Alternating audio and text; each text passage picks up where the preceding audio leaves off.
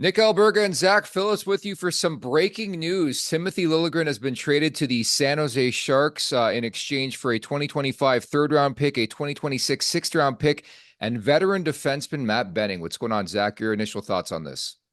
It's pretty good. I mean, it's not like a shocking, whoa, can't believe that happened. We all had pretty much expected him to be moved at this point. 10 games into the season, guys played one game here for them. Craig Berube doesn't trust them.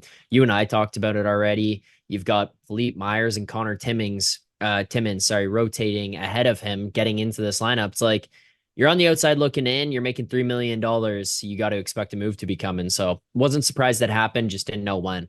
Yeah, I think the writing was on the wall as well. A bit of a skinny as well on Benning. He's a right-handed shooting defenseman. He's played 7 games this year for the San Jose Sharks, 0 points. Not known for his offensive side, but I think the important part of this is to stress the cap hit. So obviously, a guy like Liljegren had 2 years left in his deal at 3 mil. Benning's got 2 years left on his contract as well, including this one. So this year and next at 1.25 mil. So effectively, they're saving like 1.75 mil this season and next season making this transaction for a guy you mentioned is not even playing. I mean, they're not even putting him out there. I think the writing was on the wall for a long period of time with Timothy Liljegren. Well, I'm curious your thoughts on this because I was thinking about it as soon as I read it, right? What were you realistically anticipating getting back here? It's not much. Like you've got a guy who doesn't want to be here.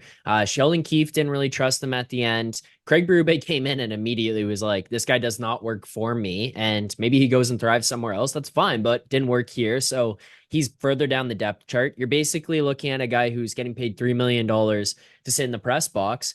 You can't have that for a team that's looking at tight on roster spots, tight on cap space.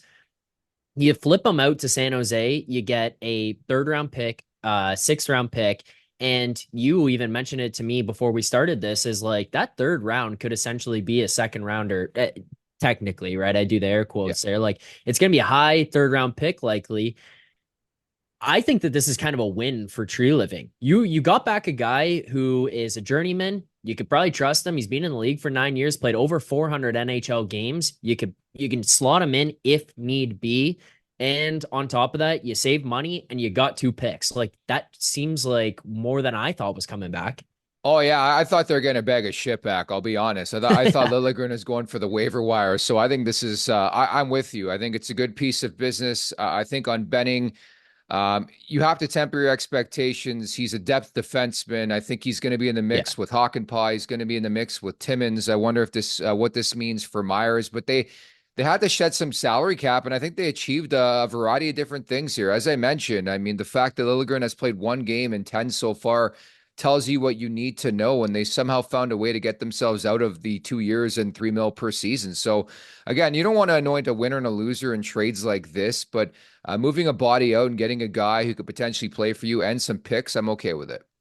Yeah, and I mean, for people who just personal opinion, obviously, but people who looked at like the Sandin Liljegren combo type player and said we need these guys here, and then we saw a lot of panic after Sandin was traded. How could that guy go out the door?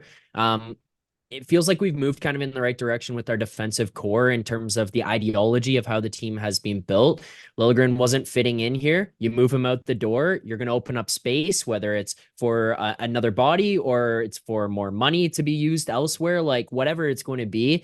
I'm putting some trust in these guys in the front office right now. I seem to like the moves so far, and I'm not panicked about this in terms of I can't believe we've moved some young puck moving guy for a 30-year-old journeyman. Like, I think this is fine.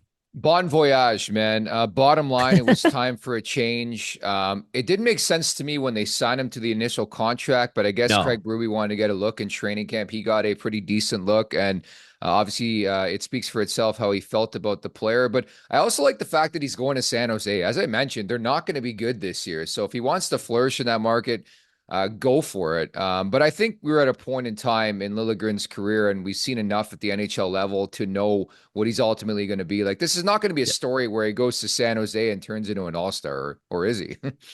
Yeah, no. That's he goes to San Jose and he turns to Eric Carlson. It's going to be riots in the street of Toronto. But no, I don't think so. I mean, you get an opportunity out there and maybe a bit of a risk-free environment. No knock against San Jose, but what's the microphone and camera ratio to players in the locker room going to be? It's going to be drastically different than Toronto, that's for sure. So not as much of a microscope. Maybe he's going to get some more minutes. The team's not expecting to compete for anything this year. Like they're not even competing for a playoff spot, right? That's just a completely different environment. New look for him, fresh kind of set of eyes on him out there as well, and maybe just a different change of scenery gives him something else, but it's not like he's turning into some 1A. I don't think, at least. No, he's not. They're just playing hockey in San Jose. They're playing out the string. Hell, their first overall pick, Macklin Celebrini's not even playing right now. And who would have thought a Oli Mata trade would be the precursor to Timothy Liljegren not going to Utah, but San Jose? That's the very latest. Make sure to check out more of our content right here on the Leafs Nation YouTube page. We got long form interviews, we got clips, we got epic rants by Jay Roseau. We simply have it all. And don't forget, you can find out much more at theleafsnation.com. Thanks so much for watching.